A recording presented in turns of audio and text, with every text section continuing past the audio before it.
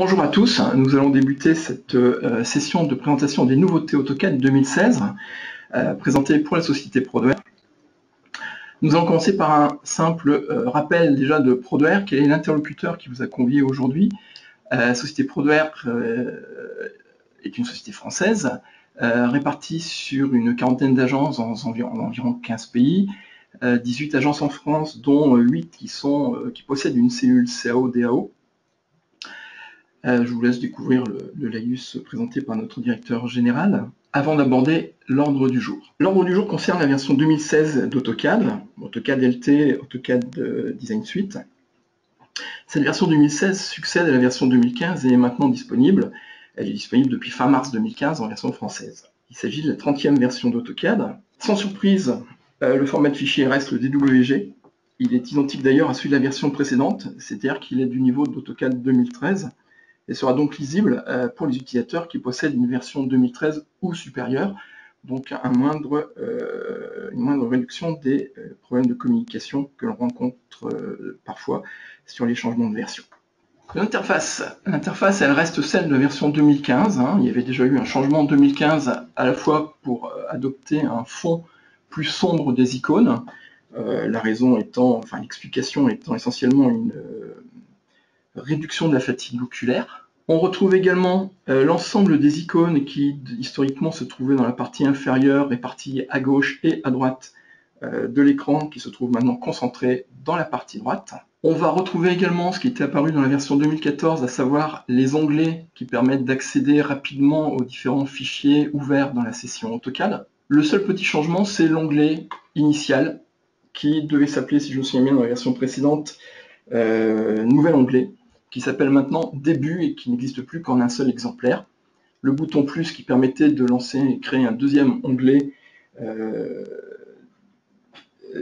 nommé Nouvel onglet, si je me souviens bien, permet de créer maintenant un nouveau dessin qui fait appel au dernier gabarit utilisé.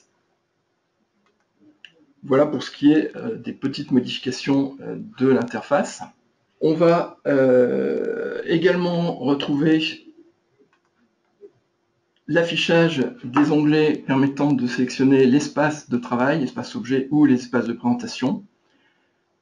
Une petite limitation de la version précédente a été maintenant abolie. Le fait de pouvoir faire ce qu'on appelle en franglais un drag and drop qui permettait de déplacer un onglet en particulier se trouvait bloqué lorsque la longueur de la liste dépassait la longueur disponible. On dispose maintenant d'un effet coulissant automatique qui va permettre de déplacer. Auparavant, cette manip-là n'était pas possible et c'était a priori l'objet d'un certain nombre de remarques qu'Autodesk a ainsi résolues. On constatera également une amélioration au niveau graphique, alors que je retrouve le bon dessin en rosace. Depuis très longtemps, lorsqu'on zoome sur des éléments courbes, on a un effet de segmentarisation que l'on résolvait généralement en faisant un regen ou d'autres opérations qui obligeaient AutoCAD à recalculer l'image. Dans l'outil de configuration graphique, à condition de disposer d'une carte compatible DirectX 11 et d'utiliser accélération matérielle, on pourra demander à ce que la géométrie soit de haute qualité. Lorsque cette option sera validée, les images seront calculées en temps réel systématiquement. Plus d'effets désagréables qui surprenaient un petit peu au début, même si on s'habituait à la langue. Mais cette remarque que l'on formulait régulièrement est maintenant passée. On va rencontrer également un nouvel objet, un nouveau point d'accrochage. Dans les réglages de point d'accrochage, vous allez découvrir un nouvel objet, un nouveau point qui s'appelle le centre géométrique. Ce centre géométrique, c'est l'isobarissant d'un polygone fermé. On va illustrer un petit peu l'accrochage étant activé. Par exemple ici, lorsque je vais demander à positionner, AutoCAD va systématiquement me proposer un certain nombre de points qui apparaîtront. Ce sont donc les centres de gravité, les centres des polygones fermés à proximité desquels la souris est passée.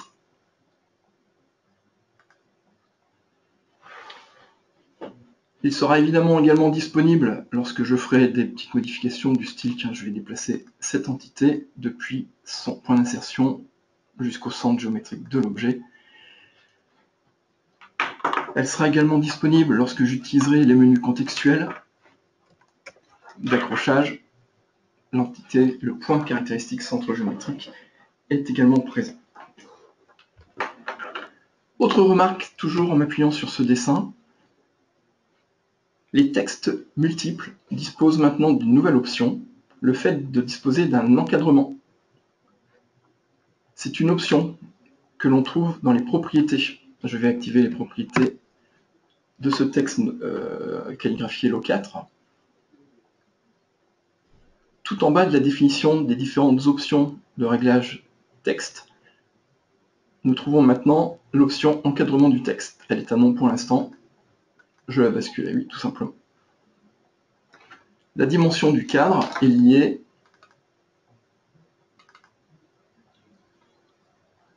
à la largeur de la zone de texte.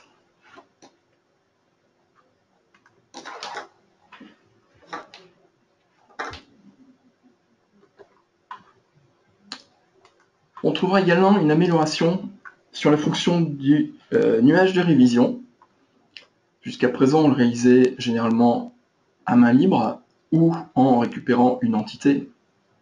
On va pouvoir maintenant utiliser l'une des trois fonctions proposées. Ligne à main levée, c'est l'équivalent de l'ancienne commande, rectangulaire et polygonale qui vont permettre de dessiner des nuages de révision de forme rectangulaire ou polygonale. La manip, un point de départ, un point final, tout simplement. Ces deux types d'entités, nuages de révision rectangulaire ou polygonale, vont disposer de poignées, à l'instar des polylignes générales, sur lesquelles on va pouvoir modifier des dimensions, des positions de points, des inscriptions, etc. En complément de la fonction de création d'un nuage de révision rectangulaire, notamment, on va pouvoir, un petit clic droit, apporter une modification à un nuage de révision existant. Je souhaite en fait modifier ce nuage entre cette zone-là. Question après la mise en place, quelle partie doit être supprimée, l'une ou l'autre, avec la prévisualisation telle qu'elle était apparue dans la version 2015.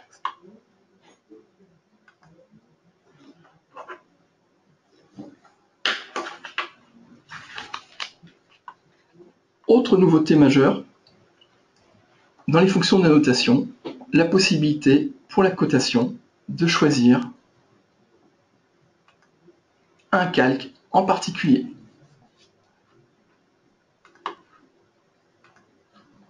Supposons que je veuille coter cet objet. Dans ce dessin, j'ai réglé la cotation de manière à ce qu'elle soit systématiquement insérée sur le calque nommé cotation. Même si je suis sur le calque 0 actuellement, lorsque je vais lancer une des fonctions de cotation, la cote se placera sur le calque cotation. Et au lieu d'utiliser les commandes classiques de cotation, je vais utiliser la nouvelle commande de cotation, COT cote, en ligne de commande, qui apporte un peu plus d'intelligence à la fonction de cotation, puisque en fonction de l'entité sur laquelle la souris sera positionnée, AutoCAD proposera une cote en particulier. Cotons rapidement cet objet. Cotation point par point, un deuxième point. Je ne veux pas une cotation alignée, je veux une cotation horizontale. Simplement, la position de ma souris va me permettre d'orienter. Supposons que je veuille continuer ma cote de ce point à celui-ci. Je peux demander à faire une cote continue par rapport à celle-ci, venant jusqu'à ce point. Et continuons, on va terminer ici.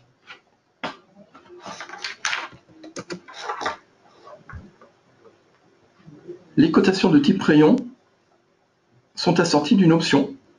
Je peux basculer en diamètre ou en rayon. La proposition qui m'était faite jusqu'à présent, c'était d'indiquer un diamètre 16.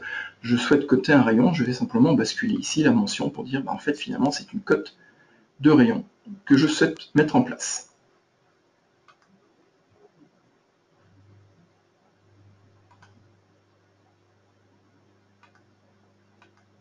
ou une cote de diamètre. Les cotations angulaires ne sont pas oubliées. Coter l'angle entre cette entité et cette entité-là, ça demande simplement un petit apprentissage. Pensez à indiquer deux objets pour que automatiquement AutoCAD détecte la demande de cotation angulaire entre les deux. On va continuer un petit peu. Une petite cote horizontale entre ce point et ce point. J'ai dit horizontale. Donc en fonction de la position de ma souris, je vais obtenir cette cote. Pour les angles, on recommence. Un petit angle, une indication, une valeur. Une demande de longueur. Encore une fois à l'horizontale, encore une fois à l'horizontale. Oh putain, là, la longueur me va très bien. Pas besoin d'indiquer, c'est la dimension directe de l'entité qui m'intéresse, et ainsi de suite.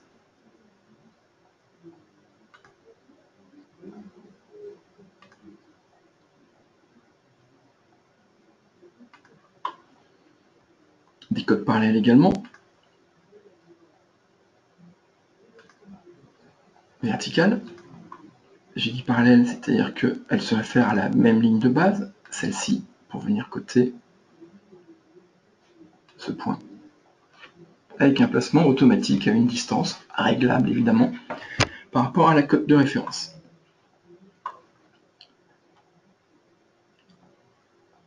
En complément, la cote, la valeur cote, toujours un texte, mais ce texte est maintenant dimensionnable, c'est-à-dire que vais pouvoir indiquer la dimension à partir de laquelle les renvois seront éventuellement faits à la ligne suivante.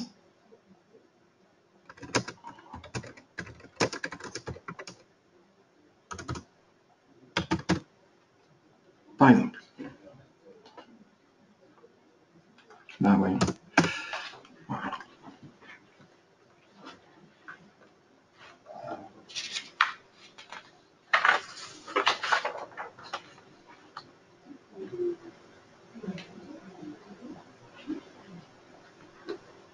Autre nouveauté qui était attendue, dont on avait pu voir quelques prémices dans d'autres versions du type AutoCAD Electrical par exemple, une amélioration de la gestion du PDF.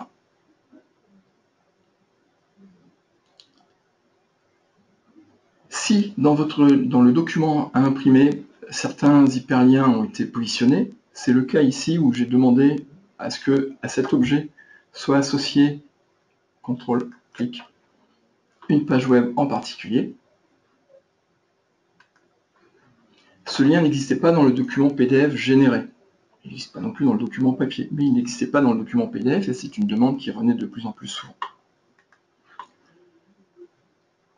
Dans la mise en page, Autodesk a rajouté de nouvelles imprimantes PDF. Vous connaissiez déjà la commande, l'imprimante PC3 dédouger tout PDF. Vous disposez maintenant de 4 imprimantes AutoCAD PDF, 4 niveaux de précision, qui, lorsqu'ils sont utilisés, font appel à une option supplémentaire, à une boîte d'options supplémentaires dans lesquelles vous allez régler la qualité des éléments qui vont être dessinés dans ce PDF, préciser le comportement lorsque plusieurs lignes se superposent, et également inclure les hyperliens. Traitons ça. Je vais imprimer le document ici présent. Impression. Les réglages sont ceux que j'avais fixés il y a quelques instants, avec notamment la création de l'hyperlien. Je lance la création, on va sauvegarder ça, pourquoi pas, sur mon bureau. OK. Le document est ouvert dans une version d'Adobe Reader. Et à l'approche de certains éléments, Adobe me signale que derrière cet objet se trouve un lien qui lui aussi me permet d'ouvrir la page web ou un document PDF. En complément, vous avez probablement déjà rencontré la difficulté de rechercher un texte dans le document PDF généré par AutoCAD.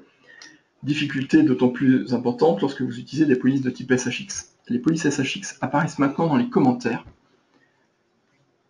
et vous allez pouvoir faire, fonctionnalité Adobe Reader, une recherche de ces textes dans ces polices. Donc les textes qui étaient en police SHX sont transformés en commentaires.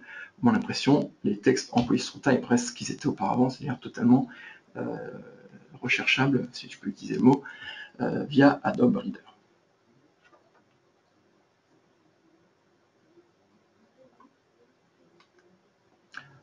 Autre nouveauté, on voit apparaître dans les documents que l'on peut attacher à un fichier dessin, insertion,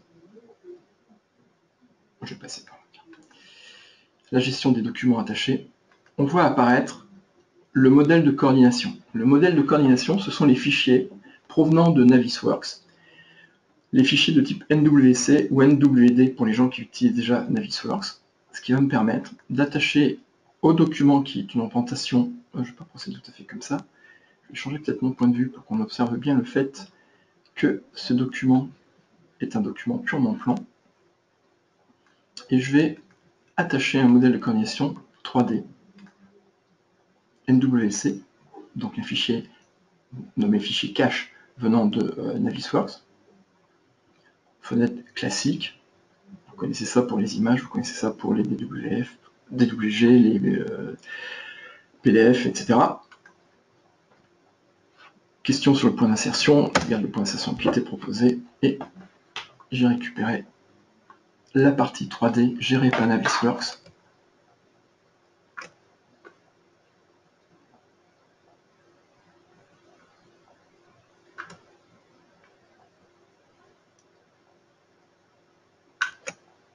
Qui apparaît en complément de la partie 2D. On peut l'imaginer à partir de là des utilisations, notamment pour les personnes qui utilisent les fonctionnalités 3D d'AutoCAD.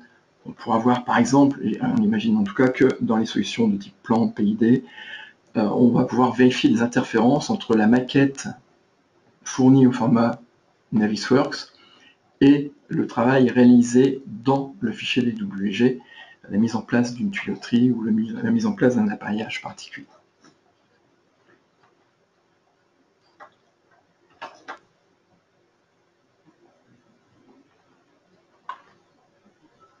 Pour compléter cette présentation, somme toute rapide,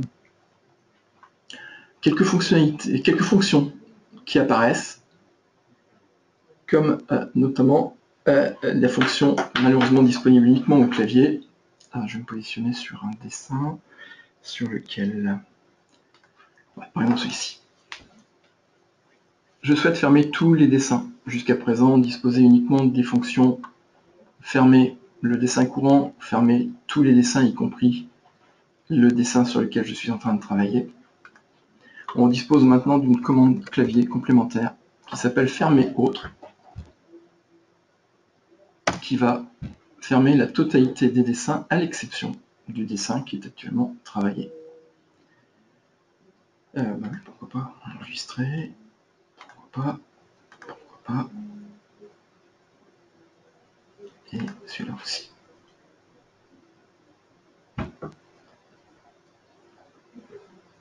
Voilà.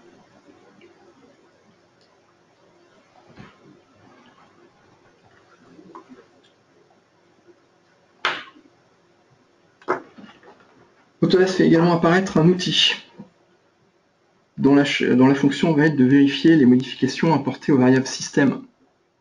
Cet outil se lance par la commande moniteur var6. Il va permettre de surveiller une liste de variables. Cette liste est évidemment personnalisable, il suffit de demander à modifier la liste pour pouvoir accéder à la liste des variables sous surveillance, enfin potentiellement sous surveillance, rechercher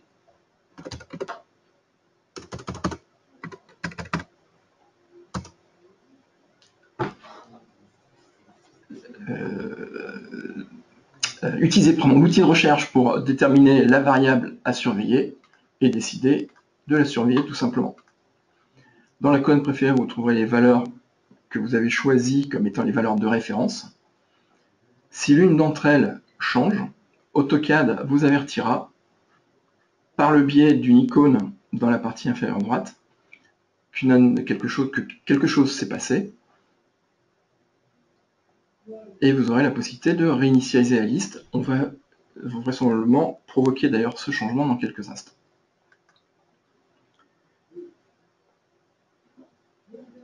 Quelques petites variables qui apparaissent. On avait vu notamment dans la version 2015 que lorsqu'on souhaitait, je reviens dans l'espace objet, insérer notamment un bloc, on prévisualisait l'ensemble des blocs présents dans le dessin. Et qu'il fallait utiliser la commande plus d'options pour retrouver la fenêtre classique qui permettait soit de piocher dans la liste des blocs déjà définis dans le dessin, soit d'aller parcourir. De la même manière, lorsqu'on était en annotation, on retrouvait de manière visuelle la liste des styles, style de cote, style de ligne de repère, style de tableau, si je me souviens bien. Voilà. La nouvelle variable qui apparaît s'appelle, elle, donc Gallery View. Pardon.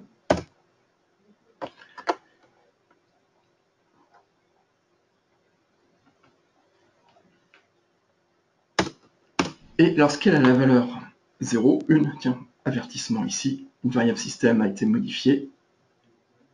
Je vais laisser le message pour l'instant. Lorsque cette variable est utilisée, l'affichage sous forme de liste est restitué au détriment de l'affichage sous forme de vignette. Insertion de bloc. Je retrouve directement l'accès à la commande insérer plus classique. C'est juste une bascule de l'un à l'autre. Puisque le moniteur de variables m'a averti qu'il y avait une modification, cliquons pour afficher la notification, et c'est Gallery View qui effectivement a été changé. La valeur est maintenant à 0.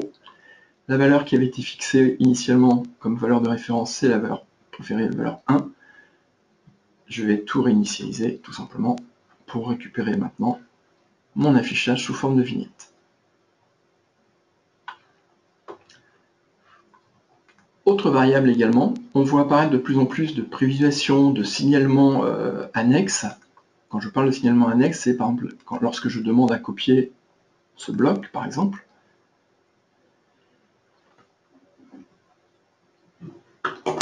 AutoCAD normalement m'affiche une petite icône signifiant que je suis en déplacement, mais je pense que ma variable système, celle dont je voulais vous parler, qui s'appelle cursor badge,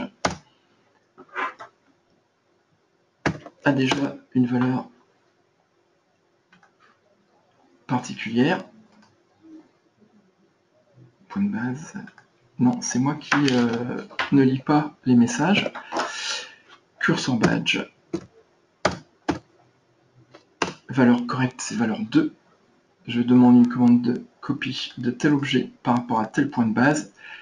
Vous voyez juste à côté du réticule, dans le quart supérieur droit, le symbole associé à l'icône de copie.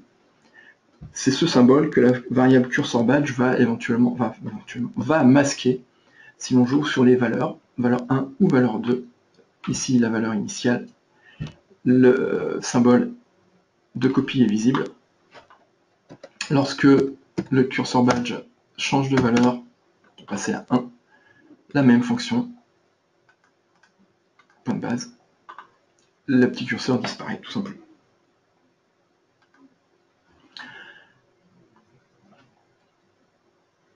Voilà pour ce qui est du tour des fonctionnalités nouvelles d'AutoCAD. En complément d'AutoCAD, vous trouverez encore l'Application Manager, l'Autodesk Application Manager, qui va permettre à Autodesk de vous avertir lorsque des service packs ou des correctifs sont publiés.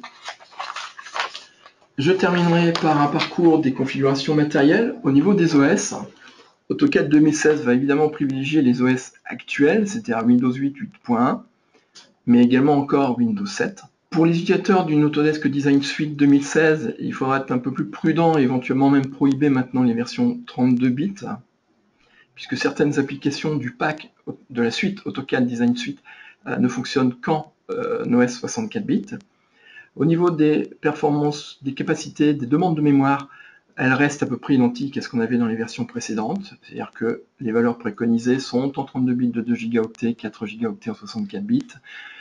On préconise évidemment un petit peu plus.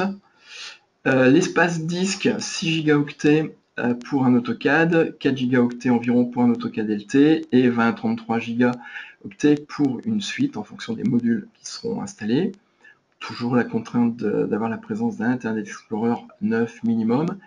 Et une précontrainte également, c'est la présence préinstallée d'un .NET Framework 4.5.